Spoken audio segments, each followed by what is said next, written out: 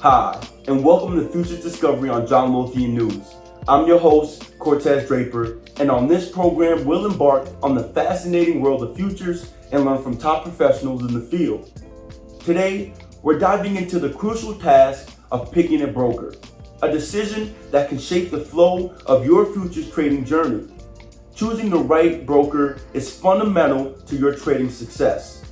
This process involves several important considerations to ensure you select a broker that meets your needs and helps you achieve your trading goals. First and foremost, it's essential to verify the broker's regulatory compliance. Make sure they are registered with appropriate regulatory bodies such as the U.S. Commodity Futures Trading Commission, CFTC. This registration is a mark of legitimacy and ensures brokers adhere to the industry standards and regulations. Additionally, assess the broker's reputation within the industry by looking at reviews and feedback from other traders. Next, be mindful of the fee structure. A broker's fees go beyond just trading commissions. You need to be aware of all potential charges, including platform usage fees, data fees, and any hidden costs that could eat into your profits. Comparing these fees across different brokers can help you make informed decisions that align with your trading budget. The functionality of the trading platform is another crucial factor. The platform should be user-friendly and offer robust research tools, charting capabilities, and other features that facilitate effective trading. Spend some time exploring demo accounts if available to ensure you're comfortable navigating the platform. Account minimums and leverage or margin requirements are also pivotal. Ensure that you're clear about your broker's minimum account balance requirements. Additionally, understanding their leverage and margin stipulations is crucial, as these can have a substantial impact on your trading strategy and potential profits or losses. Customer service is often overlooked, but incredibly important. A broker with stellar customer service can make a significant difference, especially when you need urgent assistance or encounter issues with your account. Look for brokers that offer swift, reliable support through various channels such as phone, email, and live chat. Execution speed is another factor to consider. Fast execution speeds can enhance your trading experience and ensure that trades are executed at their desired prices. In futures trading, where market conditions can change rapidly, this is particularly important. Additionally, a wide array of trading offerings can be beneficial. Brokers that provide access to a diverse range of futures markets can help you diversify your trading and take advantage of different market opportunities. For both beginners and seasoned traders, educational resources and market analysis tools provided by the broker can be incredibly valuable. These resources can help you stay informed about market trends and improve your trading skills. Assess the variety of account types available. Different account types can offer different benefits and features, so it's important to choose one that fits your specific needs. The ease of fund deposits and withdrawals is another practical consideration. A broker that makes it simple and quick to move your money in and out of your trading account can save you time and hassle. Financial stability of your broker is something you shouldn't overlook. A financially stable broker is less likely to face disruptions that could affect your trading. Lastly, for traders on the move, a comprehensive mobile trading platform is indispensable. A good mobile app should allow you to trade effectively from anywhere, offering the same functionalities as a desktop platform. Making the right broker choice sets the foundation for your futures trading journey. By considering these factors carefully, you can find a broker that meets your needs and helps you achieve your trading goals. And there you have it, a quick overview of the essential considerations when picking a broker. Now remember, this is just scratching the surface. To gain deeper insights, let's talk to David Klotz, the current president at MetroTrade, who brings a wealth of experience in the financial industry. David's extensive background includes over 7 years at Phillip Capital as vice president and head of business development. He was the head of the FCM and CRO at Crypto.com, where he also served as COO and head of sales for the FCM division.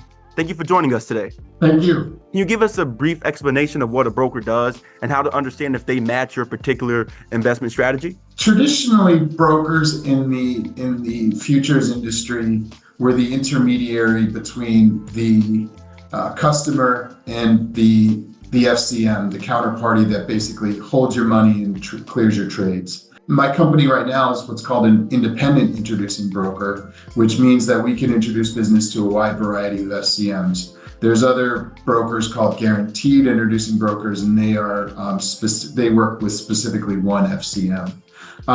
Your broker was usually your first point of contact, much like the trading floor. He was your guy, if you will. You called him for everything from, hey, I need to wire money in. Hey, I need to withdraw money. Hey, what do you think of the market today? That was kind of the traditional role of the broker. FCMs generally were very heavy on clearing staff and middle office staff and accounting staff, but they didn't have a lot of front office people to manage individual accounts. And that's kind of the way the industry is still evolved today. And giving some perspective on, why it's important to pick the right guy. If you're asking for advice or you're asking for different things revolved around the market or compliance, you want someone that's well-versed and that's matching, your investment strategy. Do you think that's correct to say or okay to say? Yeah, I think it's important for a number of reasons. For one thing, they have to have relationships with the right counterparties. So not, much like banking or any financial services industry these days, there's specializations in our space. And so, if you're a retail customer, if you're an institutional customer, if you're a commercial, like just giving a wide variety of spectrum of customers in the futures industry.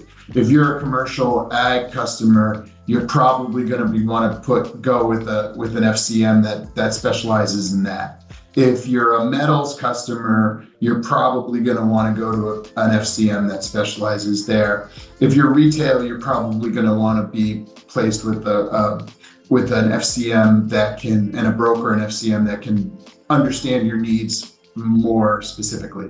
Yeah, no, that makes a lot of sense. I like that you got to build relationships with the right people. And the industry so, vast and wide, specialization is important to exactly what you're interacting with. And so having the right person that knows the right connections and right people in the right industry is, I think, really insightful.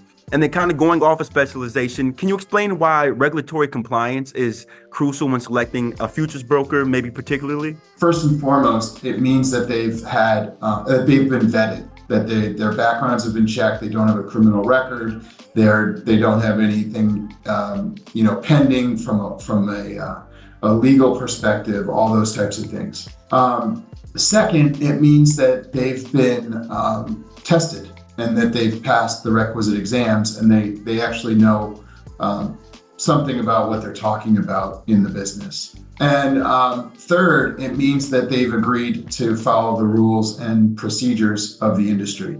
And they're not only that, but that they're audited to confirm that they're following those rules and procedures correctly. There's also little ones like it gives you a point of, a place where you can go to complain about that individual if something goes wrong, right? If they're not registered, there's nobody to complain to.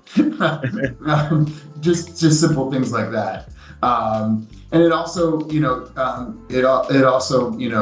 confirms that that they take their business seriously and that they're a stand-up group in the industry. What are some key regulatory bodies that traders should be looking for when verifying a broker's legitimacy? First and foremost, the NFA. So I think it's nfafutures.org, nfa.futures.org. And they are the regulatory agency they're a self-regulatory agency, which means the industry created this to police themselves. So just to clarify, but they've been mandated by the CFTC to manage certain functions of our industry.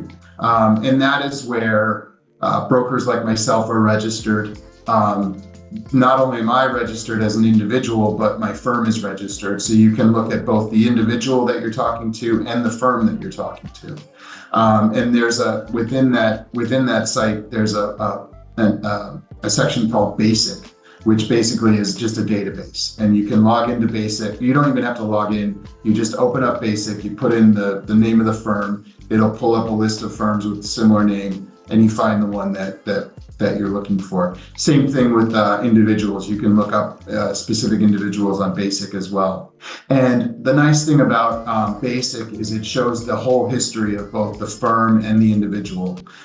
It shows whether they've had any regulatory infractions, whether they've been fined by anyone, whether the exchange or any regulatory agencies. It shows who they've worked with, what firms they worked at in the past, so you can kind of see their track record and the progression of the industry. You know, if somebody tells you they've been in the industry since 1993 and their Basic says that they're registered in 2020, that's a big red flag, right? Like that's just a commonsensical thing. Same thing with the firm. If the firm, if the firm says it's been in business since 1990, but the registration says 2018, well, then you have to do some digging. Did they get bought? Were they something else? Were they renamed? All those types of things. And then similarly on the security side, there's a FINRA site called BrokerCheck, which functions much in the same way. With some slight differentiation, but you can also check the firm or you can check the individual as well on that side. What are some common types of fees that traders should be aware of beyond trading commissions that we typically hear about? From an industry standpoint, there's really three core things. There's the commission, which you talked about. There are exchange fees, which are levied by the exchange. And then there's NFA fees, which are levied by the NFA to basically pay for that infrastructure to be a self-regulatory organization. And they do a great job. NFA fees are capped at 2 cents a contract. Sometimes the NFA, during periods of volatility, they may lower their exchange fees because of various reasons, and then but they're usually between 1 and 2 cents a contract. There's usually a lot of notification that goes out when they change the fee structure there.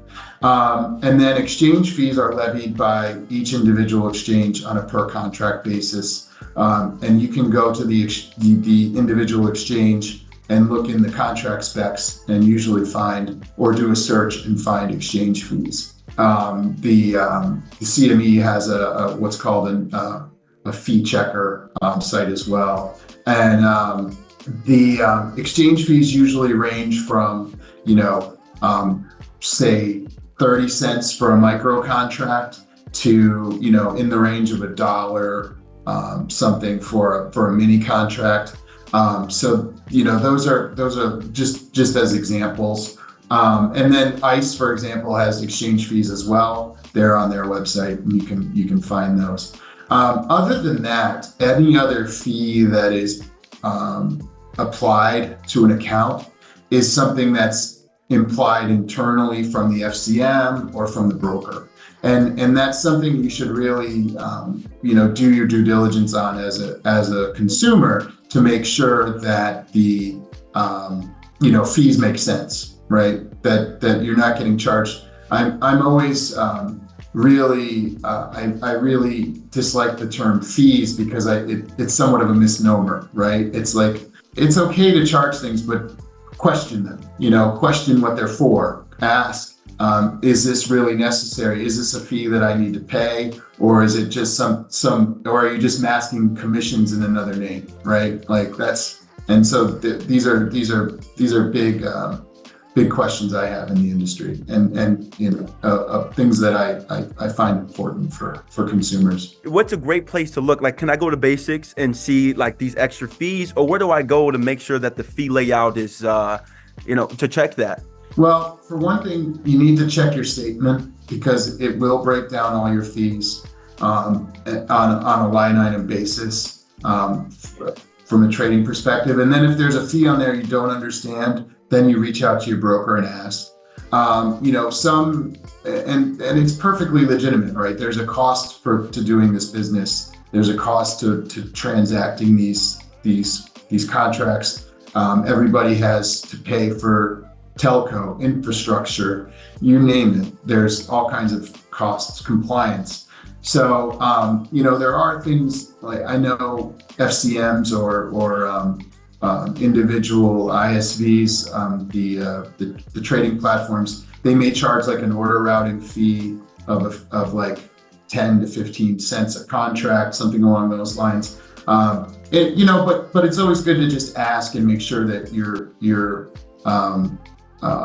you understand what those fees are.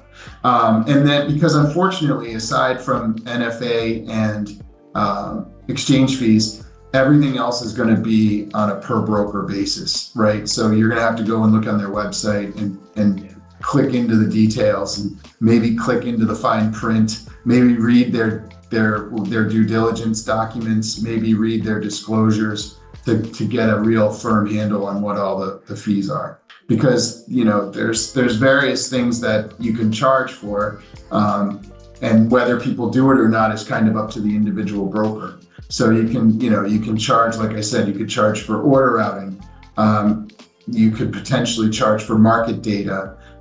You could potentially charge for overnight margins. If you're carrying an overnight margin, you may get charged a fee for that, depending on the broker. But it's usually in the fee schedule of the individual broker is where to go to look for that. What are some essential features that are robust to a trading platform that you think brokers or trading platforms should offer? Access via a mobile device is imperative these days.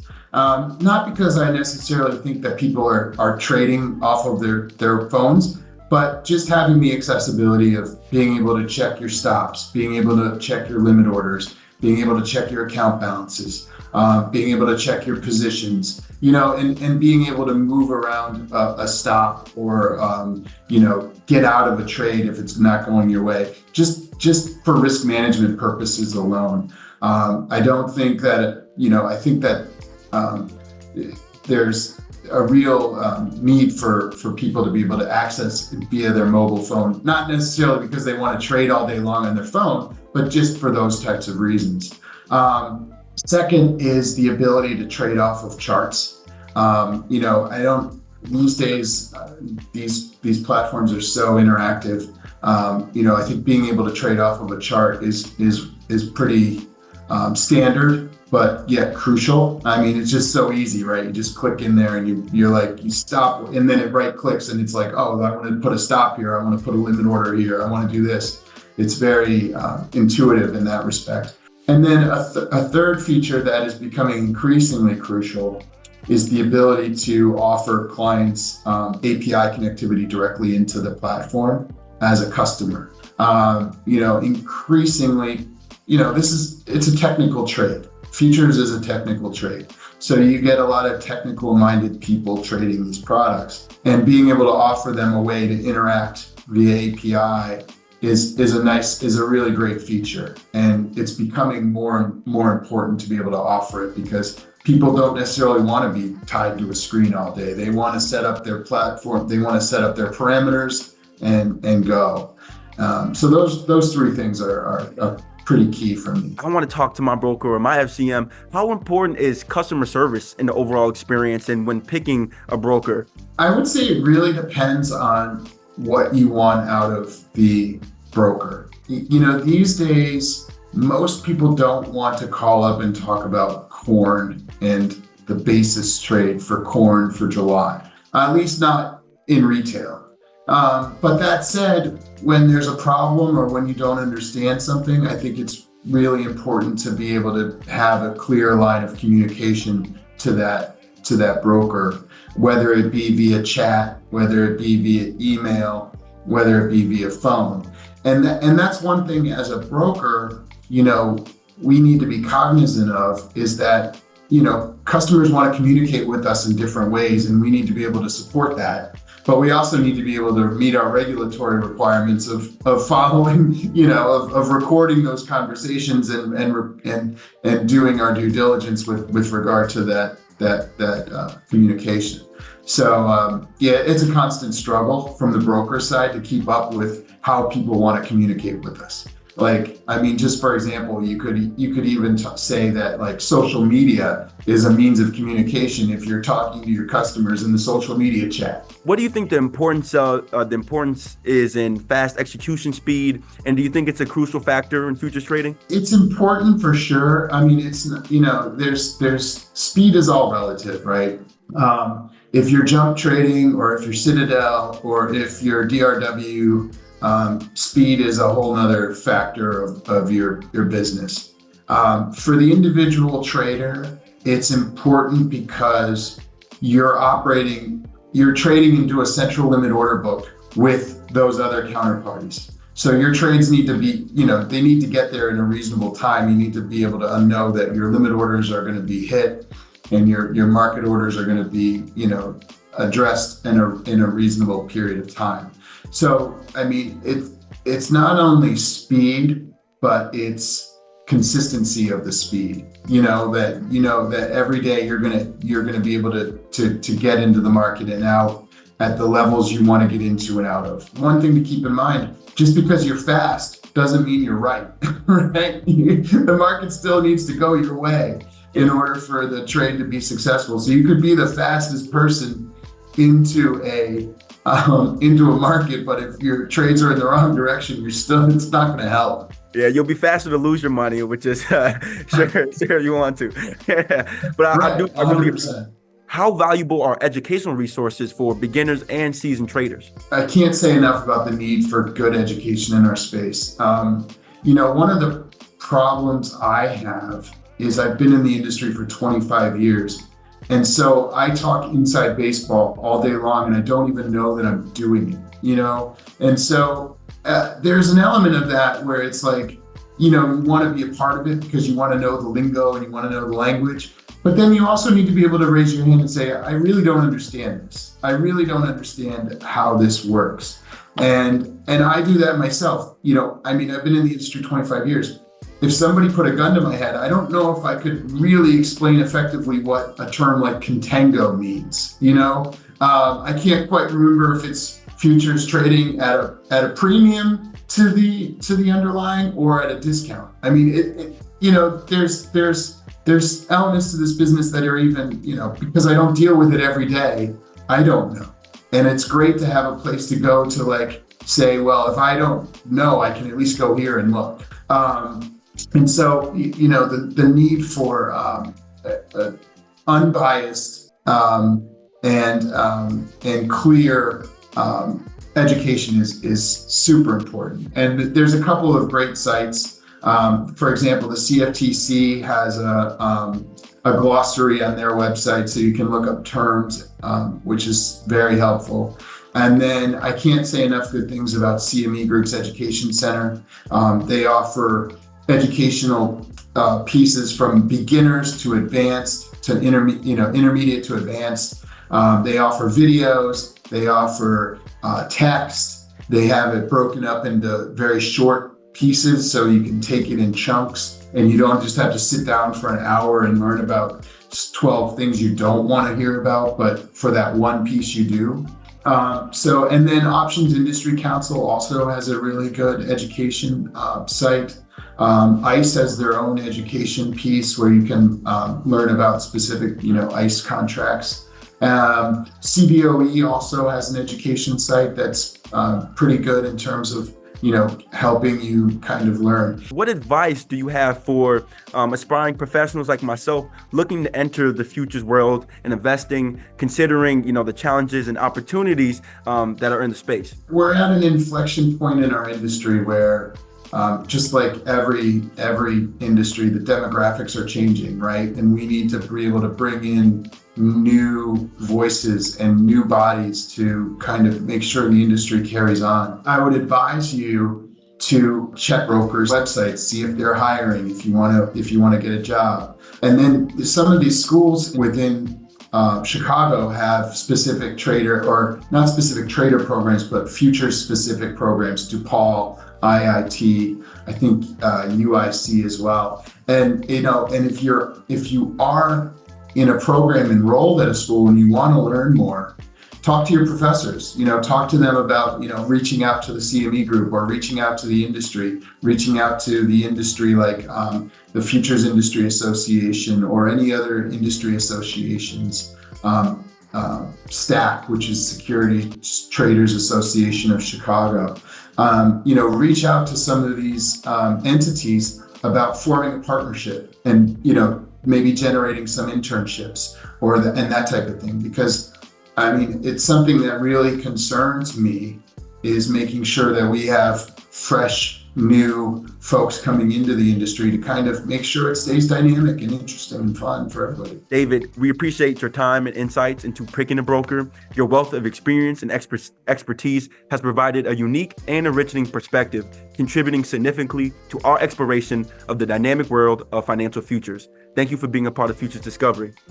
If you're enjoying the content today on Futures Discovery and want to learn more about derivative markets, look at some other videos in our series, but also check out Options Discovery hosted by Esma to learn more about the space.